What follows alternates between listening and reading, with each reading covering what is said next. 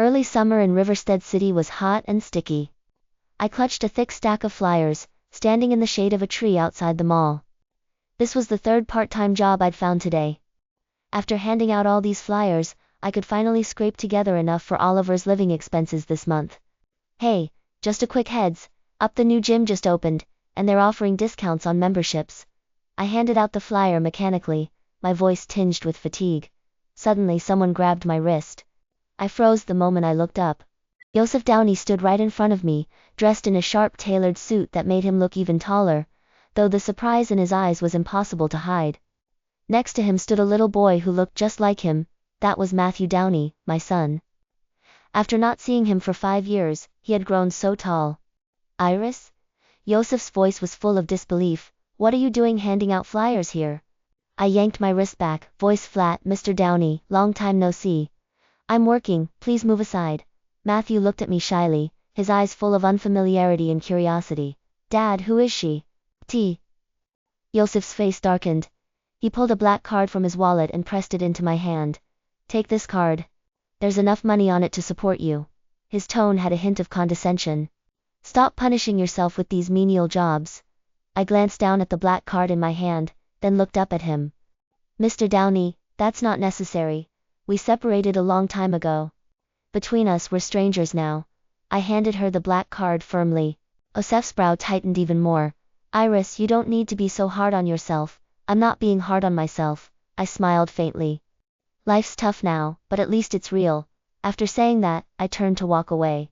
Mom! Matthew suddenly called out, his voice soft but striking me like a hammer. I stopped in my tracks but didn't look back. I can't look back. Once I do, I lose. When I got back to the rental, Oliver had already finished school. He saw the blisters on my wrist from handing out flyers, and immediately pulled me down to sit, then took out the first aid kit. You're not wearing gloves again. He carefully treated my wounds while grumbling. I forgot. I smiled and ruffled his hair. Oliver Miller is the kid I took in after I got out of prison, and he's the only thing I care about now. By the way, Mom, Oliver suddenly said, I found out about Joseph Downey. He's now the richest man in Riverstead City, chairman of the Downey Group. I gripped the flyer tightly, my fingertips turning white.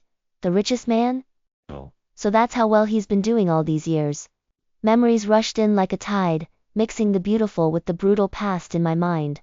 Joseph is my family's adopted son. That year his parents died in an accident, and my parents softened, so they took him in.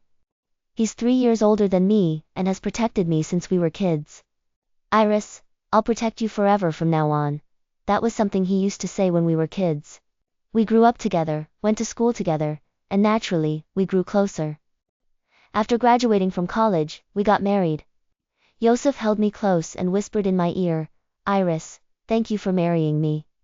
I'll make sure you're happy for the rest of your life. Life after our wedding was truly happy.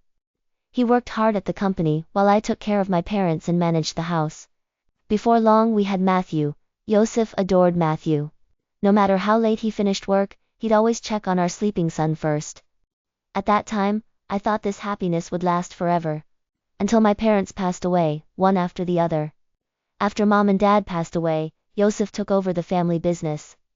He got busier and busier, often coming home late at night smelling of a stranger's perfume. I warned him to take care of himself, but he always told me I was naive, saying he was working so hard for the family. Oh, and I believed him. Until that day. I left work early, wanting to surprise Joseph. When I opened the door, the living room was completely silent. The bedroom door was cracked open, and inside I heard sounds driving me crazy. My hands trembled as I pushed the door open. The scene before me crushed me in an instant. Joseph and the family nanny, Nancy Olson, were caught tangled up together, completely exposed. Nancy was the nanny my mom hired when she was alive, always seemed honest and decent. I never could have imagined she'd do something like this. You two. My voice cracked, tears falling uncontrollably. Joseph frantically pushed Nancy away, stood up and tried to explain. Iris, listen to me, it's not what you think. Nancy quickly got dressed and stood aside, showing not a shred of guilt, only a hint of defiance on her face. Miss Nair, at this point, I'm not hiding anything from you anymore. Nancy looked at me. Joseph and I truly love each other. We've been together for a long time. Joseph didn't say a word. He just kept his head down in silence. Yosef, break things off with her. I wiped my tears, my voice steady.